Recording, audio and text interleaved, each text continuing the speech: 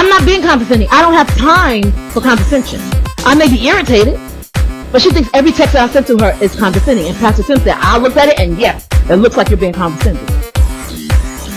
More often than not, yes, I'm a jerk. I would be condescending, but right now I don't have time for condescending. I don't have time for descending. I don't have time for ascending. I don't have time for cons. None of it. So if she's receiving that message for what I'm saying, that's one thing. But if Pastor Tim is receiving it too, that's something totally different.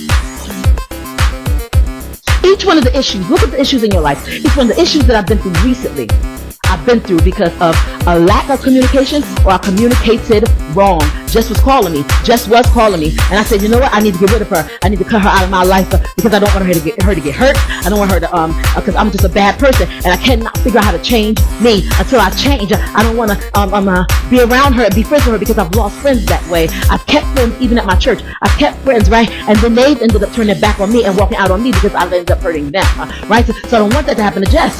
So I tried my best to turn my back on Jess.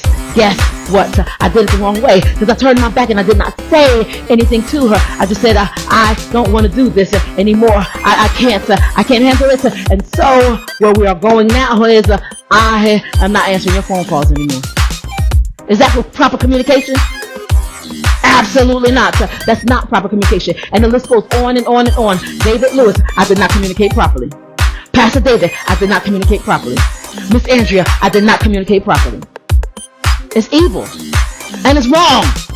Now, if it was you, I wouldn't say it was evil. I wouldn't. I would say, okay, you need to work on something. And you need to get with Jesus and get in that word. I would say that if it was for you. But I'm hard on myself than I'm anybody else. And I don't want to lose any more friends. So I say I'm going to be as hard on myself as I can possibly be. I'm going to tell the truth.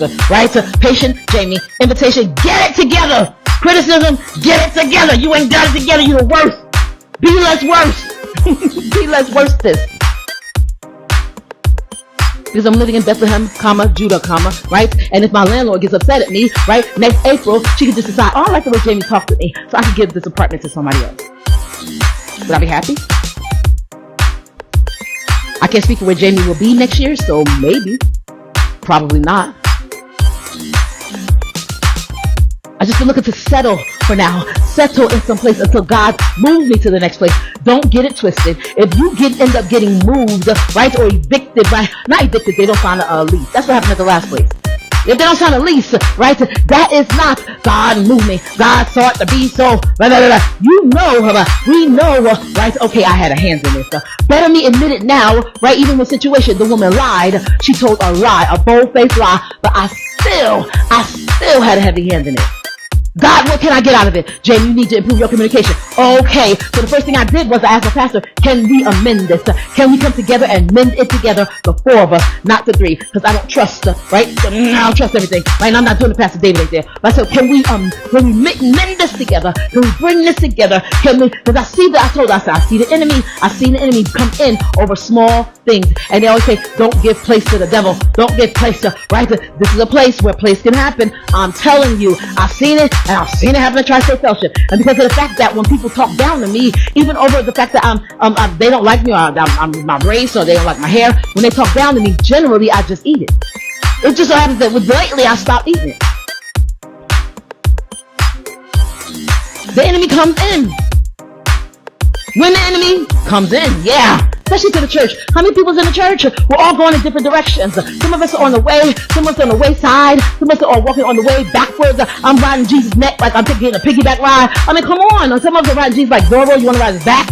Right? Because that's where they put the sins. So you want to ride on top of the cross. You want to ride on his back. Some of us will walk in. Right? Like I said, I was going to walk with my pastor. I was going to sit on his shoe. And you know how he walk and move his leg? Come on. I want to do it. Pull on his pants leg. Look at me. Pay attention to me. We are all on different levels with Jesus. All on different levels. Even with our pastors, we are all at different levels, aren't we? But I said, here's the main question. Where do you want to go, Jamie? I want to serve my pastors. Okay, then how can they trust you to serve them while they are serving these crazy people? How can they trust you to serve them, right? If you cannot speak one thing and people receive and get what you're saying from your statement. What you intend is not coming from what you speak. And here's the thing, right? Out of the abundance of the heart, the mouth speaks, indicates a bad heart. But out of the abundance of the heart, the mouth speaks, also indicates a bad tongue. Why? Because out of the abundance of the heart, the mouth speaks. It has to pass, even though it may come from a good heart, it has to pass by your tongue, right? And if my tongue is still doing like they talk about in James, right? If your tongue is still a fire, right? And the wrong type of fire at that. If your tongue is still a fire, then people, even though they not receive, they get the message that you are saying. They receive the message, but they are still getting burned because they receive a message right behind what you're saying. They may get, you need to change some shoes. They hear you say that, but what they get is, Jamie hates me. That's the message that they are receiving in themselves. And I don't care what nobody says. I've heard a lot of things about the clergy in my church, but I have not heard from anybody in my church where the pastors have sent the messages that were, and they received something harsh or cold or evil.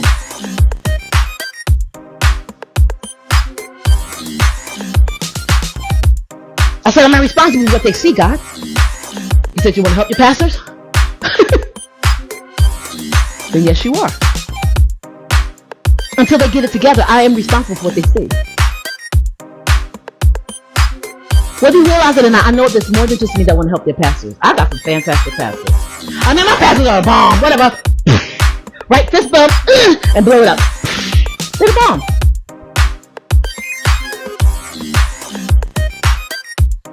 But what help am I to them if I'm killing their sheep?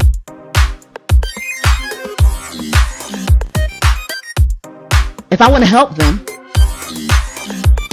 here we go. And I already know this. If I want to help them, I have to communicate. Pray that God fixes, but changes my eyes so that I communicate like them. I can't help them if I don't look like them. I can't help them if I don't walk like them.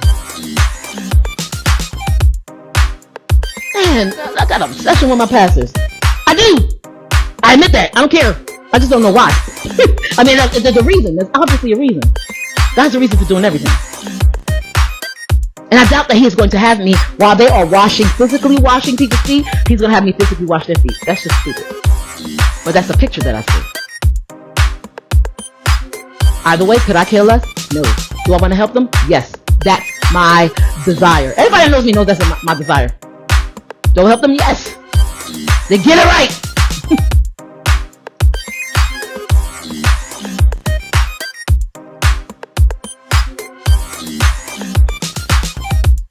That means seeing what they see. That means speaking the way they speak.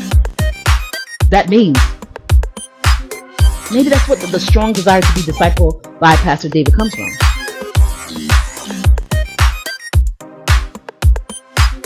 Because he's discipling the 4 of them already. Maybe, I don't know. But do I need to know the history and the symptomology and the whatever that is, the epidemiology of my desire for working with my pastors? No. There's nothing in my life that I could care less about right now. At this moment, I have fans in front of me, and I can't care less about that. I care about the situation. I want to help my pastors, but I don't care about why. Sometimes God will send you your desire, right? And when he sends your desire, the answer to your question, he always sends it invisible. Because he sends it invisible for the naked eye. Do you realize that the manna fell invisible from the sky, and when it got to them, it was visible? God wanted them to pick up the manna with their faith. Because the word comes invisible. You have to speak the word before you actually see the results of it. I see results of mountain fan moves in my life. And not just me. Harmony just told me recently this week that their results. They see results. I want to see more. And Miss Jackie told me, and Miss Carol told me, and Pastor Ditchin was sitting there like, nah. So I don't even know if he believe it. But I want more. And I know that man right there got it in his pocket. So I'm going to ride his leg like Zorro until I get it. I love him so much. He's got what we need, Tri-State, in his pocket. So I'm bullish, right? So I'm not ride his leg like Zorro. No. He's frightening. So I wouldn't do that. Like, he's frightening me. He's not frightening. He just frightens me. He just, no. But I know Past the how, past the who, what, when, where, why, or how, I know what I desire is what I need. You know, my grandma always say, Jamie, because I tell you, I've walked to beat my own drum. Everybody could be doing their own thing. And I'm like, everybody could do the same thing together. I'm like, I'm doing my own thing. No. Grandma's like, Jamie, your living room looks like the Romans live. Grandma, come on. These cliches. And she was right. Living room looks like the Romans live. There would be no problem with what I'm requesting if they could trust me. But this last statement, this last thing that happened with that woman, although I did nothing wrong, and I was threatened and now lied on, I did nothing wrong. But this last thing that happened with this woman proves to them that they can't trust me. And so more work needs to be done. Because either way, I did not communicate to her properly, and then I did not communicate my feelings to Pastor Tim properly. I gotta find something I did wrong. I know I have issues with communication. So we know, God is talking to you about your communication. We know, God is talking to you about your hearing, right? Because whether you realize or not, Jamie, you got bunions in your mouth. That person may have bunions in their heart, but you got bunions in your mouth. You are no different. They're a bold-faced liar, yes, but you are no different. And get me on the wrong day, I'll lie too. Now I won't lie on anybody. That's a dangerous situation the way that I was lied on. I won't lie on anybody or lie about a situation I have with somebody. I'll lie dealing with me. Absolutely. I don't condone it, but I say I've done it. And catch me on the wrong day, I will do it. So I may be hurt by what happened, but my hurt went away. My hurt went away very quickly by what happened. My hurt went left. The only thing I was nervous about is I kept saying, oh my Lord, I'm going to lose this is the best pastor that I've had since I was young.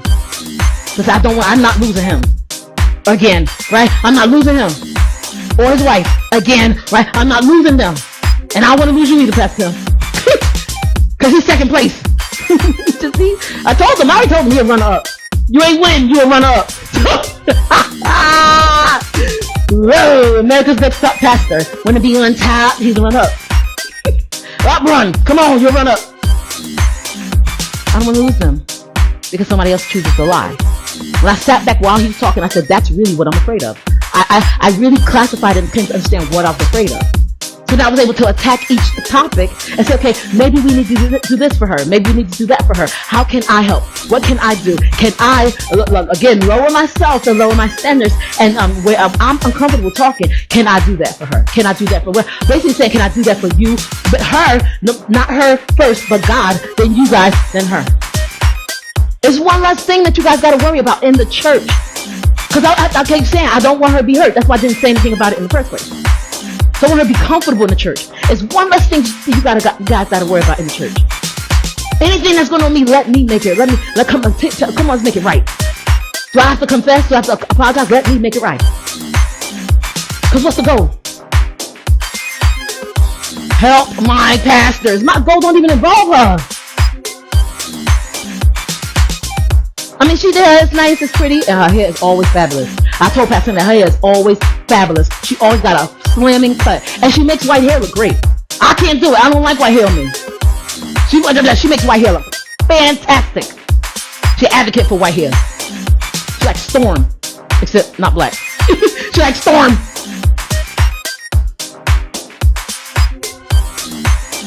However, I said, what can I do? Because you may not say that this is coming against me and this is on me in a bad way, but yes it is. It's on my dossier. He didn't give me grace.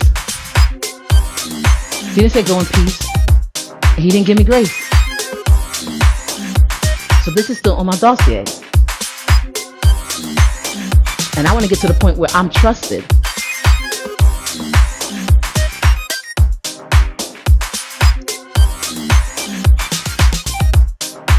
And a certain man of Bethlehem, Judah, went to dwell in the country of Moab, he and his wife and his 2 sons.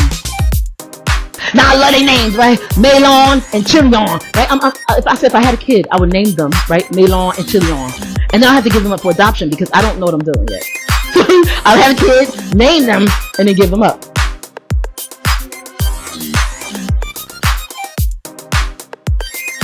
is, right? I'm barren. So reading this story is beautiful for me because I'm like, wow, she had 2 sons, right? Mahlon and Chilion. I would have no sons. It'd be Naomi 2, Jamie 0, right? Just 0, right?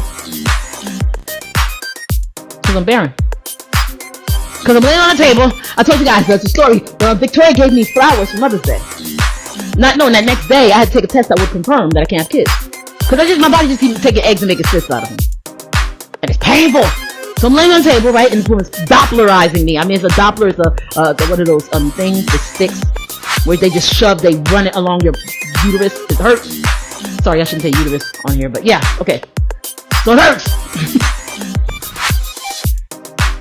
I said, Kirk, but I got up that morning, and the funny thing is, I felt an egg, and then I felt the egg drop, and I felt the burn. He said, huh? You can't feel an egg. I said, I felt an egg. I said, when inside me, I felt the burn when it goes inside me. It's a burn. He looked at the test and come to find out, the test said that there was a 0.3 millimeter follicle. An egg. 0.3. He said, Jamie, if someone had come along and made bread with you, he tells me the real terms. I don't make bread, you know. He said, you have gotten pregnant. Ha! Against all odds. I said, say it. When he said to me, I said, oh yeah, the test said it. I got PCOS. Got PCOS. You are in this situation. Because he's very careful about diagnosing with me. Because I play games with diagnoses. You are, but how about he is Elohim, Adonai, El Elyon, El Shaddai, Yahweh, Jehovah Jireh, Jehovah Rapha, Jehovah Nisi, Jehovah Makadesh, Jehovah Shalom, right? As I had that peace with that woman that did that to me, right? And I still got peace. I was like, I don't want anything to happen with this person coming to church, and I want them to feel comfortable. Jehovah Sidkenu, but we all need some Jehovah Sidkenu, because that's righteousness, right? Jehovah Rohi and Jehovah Shammah, he's a God that trumps of everything, the God that's more than enough. That's why I got that 0.3 millimeter follicle. I told Kirk, I said, I felt it. He said, while you were on the table, I said, I felt it while she was doing the test. He said, yes, and while you were on the table, that egg dropped. I felt it. I told y'all, consider me God. Consider me God. That's right. That's right. What enemy? You can't do nothing to me. Come on. As many people as want to lie on me can lie on me. Hallelujah. Because I don't answer for what's happening to me. God said it's not about what the person or what the person does to you. It's about your response. My response is always has a great effect. And that's what I said. I don't want this to ruin her communication with God, because my response, affects my correspondence with God greatly. So if somebody does something to me, Apple is really getting on my last nerve. But if I say something nasty to them, it will then affect my response. My responsibility will then affect my correspondence with God. I don't care what you say. If you mistreat His creation, if you mistreat people, He is watching. This has nothing to do with her. I mean, think about her. I'm thinking about Jamie. My communication with Apple has not been great this week, right? Because I'm tired of talking to them about the same problem. If I talk to you about a different problem, that's something different. But if I talk to you about the same stinking, this is why I got mad. Same stinking problem, it starts to stink in my eyes. Sting in my eyes. That's why I got a problem with it. I will go through and I will mess up one way. If I keep messing up the same way over and over again, if I keep doing to you what I did to you over and over again, if I keep messing up with my pastor the same way, I mess with Andrea the same way over and over again, if I mess up with David Lewis over and over again, if I mess up Harmony the same way over and over and over again, if I mess up with Jeff the same way, right, over and over again. It's not that I wasn't answering a call, I was ignoring her over and over and over again. And someone else I ignore over and over and over again. And someone else I ignore her over and over. Because when Jamie don't want to deal with you, or Jamie's upset, she pulls herself away because I'm scared of what I'm going to say to you. Apple, I wasn't scared of what I was going to say. Right? I said, what do I gotta do? You gotta call not the regular apple, I gotta call a Fuji apple, or can I get a Gala apple? Or wait, can I talk to the Granny Smith apple, the green apple, the Grand Poobah of all apples? Who do I need to talk to? Do I need to call Frank Sinatra? New York, the big apple. Who do I need to talk to get some common sense across? I'm telling you, I'm crazy. I can just hear Miss Linda saying, pivot. That's where I've been for the past couple of weeks. I hear Miss Linda saying, pivot. Except this week, when I talked to him, I heard myself saying, pivot. And this is where I came. Elohim, Adonai, El Elyon, El Shaddai, Yahweh, Jehovah Jireh, Jehovah Rapha. This is the man that actually broke forth with an egg from a woman that got the PCO of the S. Hallelujah. God, Jehovah Nisi, Jehovah Mekadesh, Jehovah Shalom, Jehovah Sitkanu, Jehovah Rohi, and Jehovah Shammah. He's a God that's more than enough. He's a God that's more than enough for my egg. He can make an egg. He can make eggs out of me. He can make an Easter egg. He can some boiled eggs. Right? Because that's the only way I really like eggs, right? Because I like the yolk being, hard. But if I bite into I can't bite into an egg like that. Because it makes me think of the chicken. And I hear, chip, chip, chip, chip. I hear, chip, chip, chip, chip, chip. When I bite into a boiled egg, I can't do that no more. I hear the baby chicken screaming. But that don't matter, because God is the God of all eggs. And Naomi had some eggs. She had melons and chilions. So she took a melon and her chilion, right? From Bethlehem, Judah, Bethlehem, the house of bread, right? So you take your who? I said, I said, whose mind? Whose mind was the famine?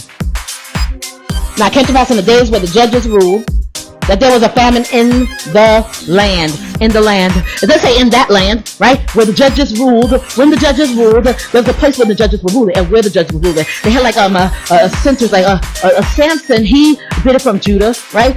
Most of them did it from the place of praise. They did it from that place. So she was in a place of praise, the best place that she could possibly be. And so they got up, all right, left the house of bread, right? Praise tells you how. If you ain't got no bread, you need to do this. God didn't say leave. He said praise. He didn't say leave, Jamie. He said praise. He didn't say leave the household of faith. He said praise. He didn't say walk away from your pastors. He said praise, right? He didn't say leave the God that's more than enough. He said praise. He said, you want some bread? I want some praise. He said, because I inhabit the praises of my people. He said, don't leave the house of bread.